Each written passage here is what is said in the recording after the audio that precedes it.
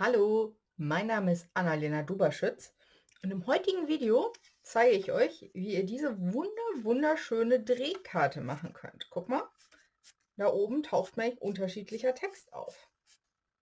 Finde ich total toll. Wollte ich schon immer mal haben und ich bin hochauf begeistert, dass Stampin' Up! Das dieses Jahr im Katalog habt. Habt ihr noch nicht gesehen? Geht auch ein bisschen unter, muss ich ganz ehrlich sagen. Ja, ihr seht hier meinen Katalog, der ist schon ein bisschen durchgewühlt. Aber ich habe mir das markiert. Hier auf der Seite mit den Astronauten, da oben ist es. Das ist Seite 57. Und wenn ihr die ganzen Stanzformen sehen wollt, ist das auf Seite 163. Und mit diesen Stanzformen, der richtige Dreh, arbeiten wir heute. So, Katalog einmal beiseite. So, benutzen wir dafür das Set der richtige Dreh, die Stanzform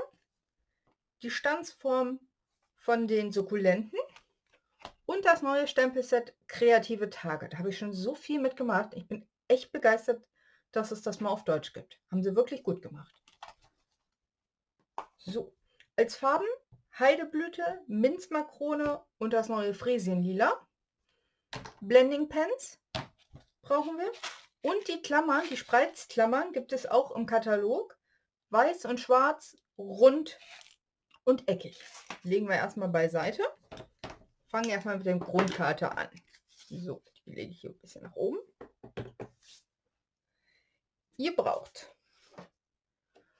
ein Stück Papier in den Maßen 10 mal 27. Das ist ein bisschen kleiner als sonst. Das hängt mit der Stanzform zusammen. Und gefalzt wird das Ganze dann in der Mitte bei 13,5. Das machen wir schon mal. Habe auch schon ein bisschen vorgearbeitet, damit das Video nicht ganz so lange wird. Ich bin ja selbst kein Fan davon. Dann stanzt ihr einmal das Drehrad aus. Das hat schon in der Mitte so eine praktische Ausstanzung. Und dann machen wir jetzt einmal zusammen, so, falsch rum, die Stanzform. So. Gibt es nämlich zwei Möglichkeiten.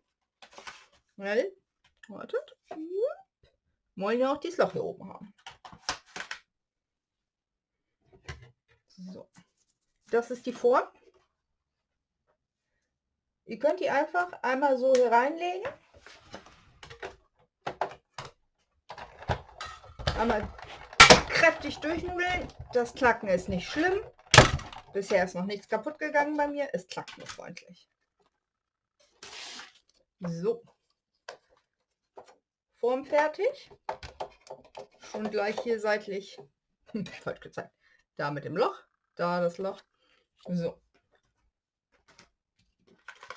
Es gibt unterschiedliche Formen, die man nutzen kann. Ein Kreis, ein Herz, so ein Schriftfeld, sage ich mal, und noch ein quadratisches.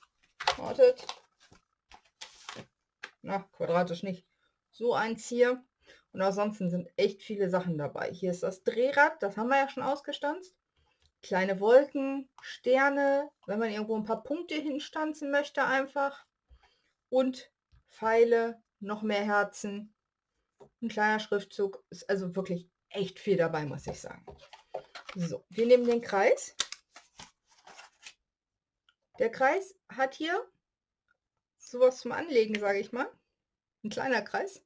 Dadurch kann man es perfekt auf das Loch von der Karte unten ausrichten. Je nachdem, wo man es liegen haben möchte, dann sollte es natürlich nicht verruckeln, wie bei mir. So, schön ausrichten. Dadurch kommt hinterher, ist das Loch nicht irgendwo und das Drehrad dreht dran vorbei, sondern ist perfekt aufeinander abgepasst. Ist wirklich schlau gemacht, muss ich sagen. So, dann sieht das Ganze so aus. Wenn man jetzt so ein bisschen fauler ist wie ich und keine Lust hat, das zweimal da durchzuschieben, zeige ich auf dieser Seite, Papier auflegen. Ich zeig's mal. Hier ist ja das kleine Loch, die Stanzform für den Kreis. Man kann das hier richtig rum drauflegen, dass dass die Stichelinien immer zu einem gucken und direkt schon ausrichten. Das passt da drauf.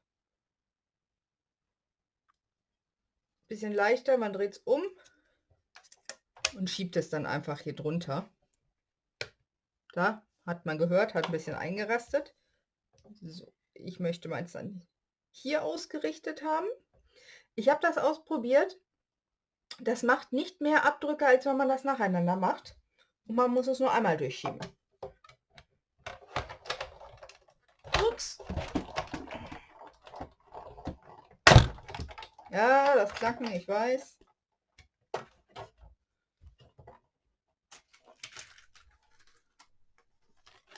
Wartet, ich zeige es sofort. Räume die erstmal beiseite.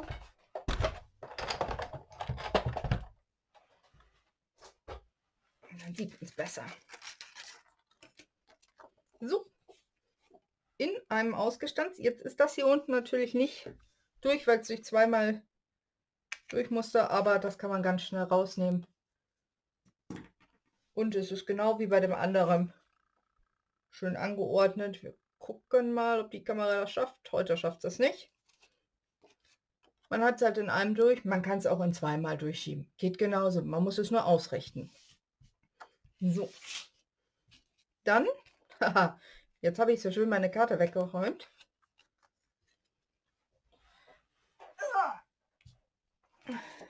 Für den Hintergrund möchte ich noch ein Loch mehr reinstanzen. Und zwar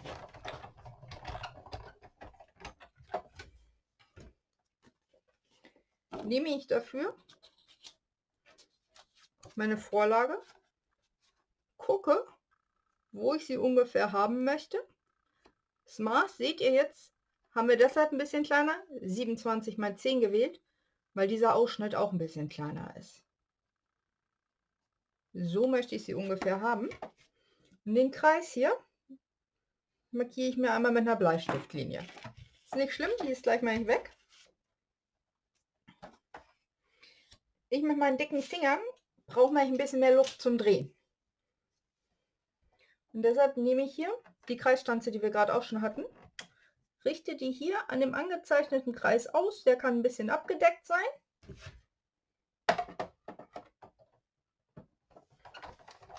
Und stanze mir da sozusagen noch ein bisschen Luft rein in meine Grundkarte.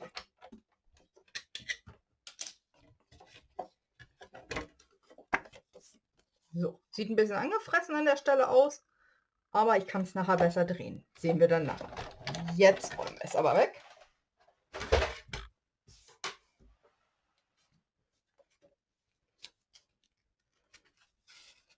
Ihr seht, ich habe die vordere Karte koloriert.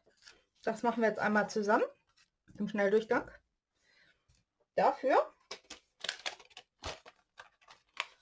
habe ich mir hier von dem sukkulenten Set die große Hinterstanze genommen. Diese Stanzform. Und einmal ausgestanzt. Hier meine schon ein bisschen benutzt, sieht man. Die sieht dann so aus.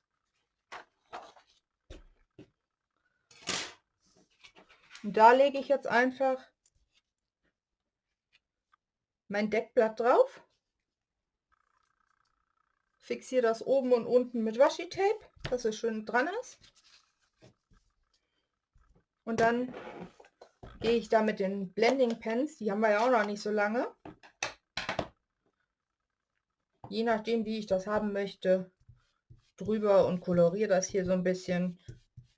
Hier so ein bisschen in der einen Farbe. Wie gesagt, ich habe genommen Friesienlila, Minzmakrone und Heideblüte. Und zwar so lange, bis mir das gefällt mit den Farben. Je nachdem, ob ich es ein bisschen schwächer oder ein bisschen stärker haben möchte. Ein bisschen mehr, ein bisschen weniger drauf. So, und damit wir hier nicht stundenlang sitzen und ihr mir beim Kolorieren zuguckt, ich kann euch das Stück schon mal zeigen. Da sieht man es. Habe ich das nämlich schon einmal vorkoloriert. Es geht, aber ihr habt ja schon gesehen, das bisschen, das geht unheimlich schnell und macht einfach einen wirklich schönen Effekt. Also ich bin total begeistert davon, muss ich echt sagen. So, Jetzt gucken wir uns hier nochmal das Rad an. Das Rad hat hier so 3 Stege. Und diese Stege, das sieht man jetzt leider nicht so gut. Mal gucken. Ne, sieht man leider nicht. Die drücken sich hier mit rein so ein bisschen. Dadurch kann man erkennen, wo die Abschnitte sind, damit man nicht den Text überlagert hat zum Beispiel. Sondern dass man wirklich an einzelne Stellen stempelt. Man kann das dann so stempeln, jetzt wie man möchte, wenn man einfach nur Motive reinstempelt. Ich möchte allerdings Text haben und den möchte ich ja schon gerade haben. Also richte ich hier meine beiden Löcher übereinander aus. Guckt natürlich noch, wo diese Stege sind, weil ich will ja nicht direkt über die Stege stempeln. Lege mir das sauber vor mir hin und nehme dann von den kreativen Tagen die Geburtstagssprüche, die passenden.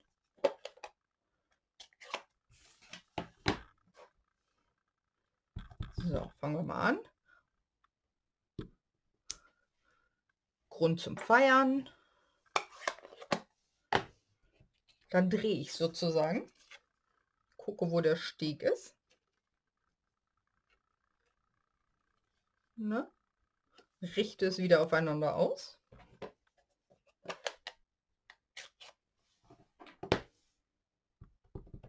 Oh, sollte auch richtig rum.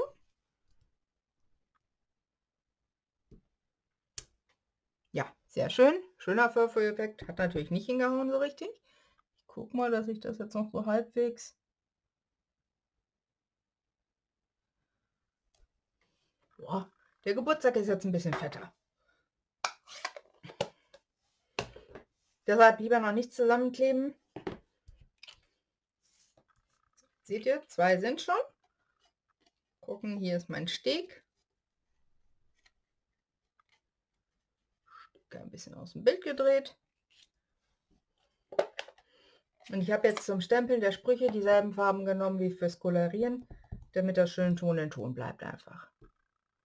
Und heute ist ein Tag.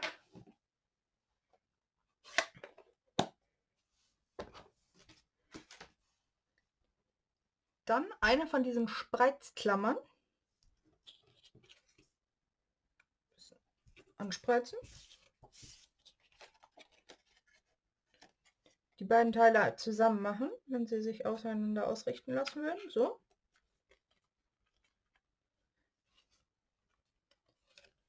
Hinten umbiegen. Wem es zu locker ist, kann noch mal so ein bisschen nachdrücken. Kann man hier am Rad gucken und dreht schon. So, damit das nicht ganz so eng an der Karte anliegt, setze ich hier hinten Dimensionals drauf. Dann hat das ein bisschen mehr Luft.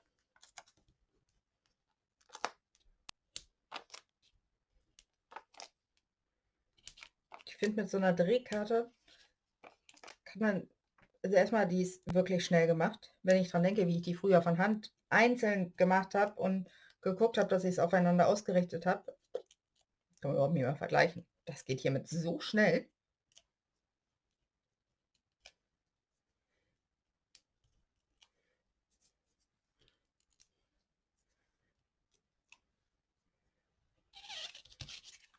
So.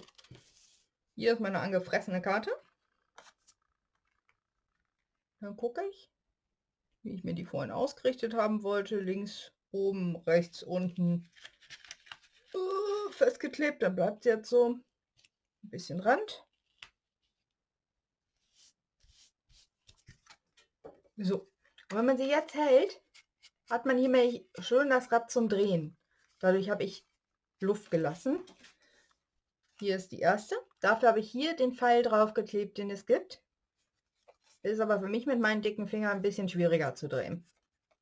Deshalb ist das eigentlich auch eine gute Idee. Viel geht von der Karte nicht verloren. Hat es ja trotzdem. So, die sieht noch ein bisschen kahl aus.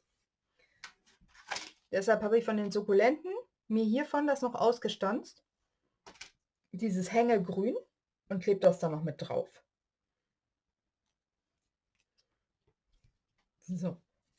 Man kann jetzt irgendwie ein Motiv nehmen, was man hier oben drüber klebt, damit man die Spreizklammer nicht sieht. Ich finde es jetzt hier, fällt sie überhaupt nicht auf, deshalb lasse ich die einfach so und nutze sie sogar als Aufhänger für die Hängeranken hier.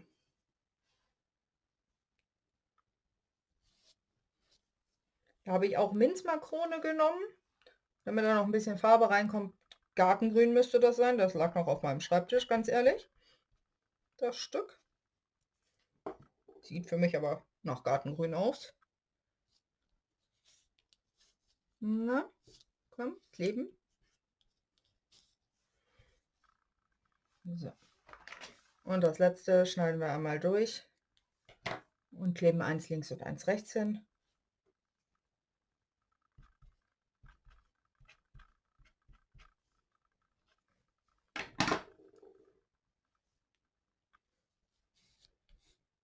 Damit einfach der untere Teil der Karte gefüllt ist. Man könnte auch noch einen Spruch drauf machen.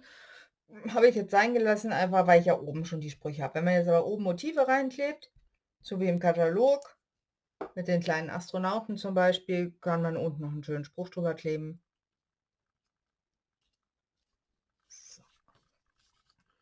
So. Und fertig ist die Geburtstagskarte. Mit einem ganz tollen Effekt. Heute ist dein Tag.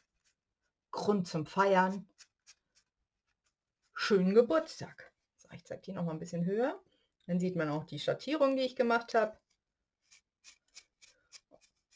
Jetzt haben wir das zwar nicht zusammen gemacht, aber das ist wirklich schnell gemacht. Also ich habe jetzt 3 Stück, glaube ich, schon, und das ging ganz fix. So, ich zeige euch nochmal die Standform. Ich kann also wirklich ganz, ganz viel mitmachen. Einfach, weil da einfach so viel Material bei ist. Man kann kleine Sterne machen, man kann mit den Wolken was machen. Wer möchte, kann mit den Pfeilen. Es gibt Pfeile, die so eine Prägung haben oder ein kleiner Pfeil zum Aufkleben. Also da kann man wirklich ganz viel mitmachen. Oh, ich hoffe, euch hat mein Video gefallen. Wenn ihr die Sachen haben möchtet, das Stempelset, was ich verwendet habe, die Stanzform, könnt ihr gerne über mich bestellen. Schreibt mir einfach eine Mail. Meine Daten stehen unten im Kasten. Und ansonsten wünsche ich euch einen schönen Tag und viel Freude beim Nachbasteln. Eure Annalena. Ciao!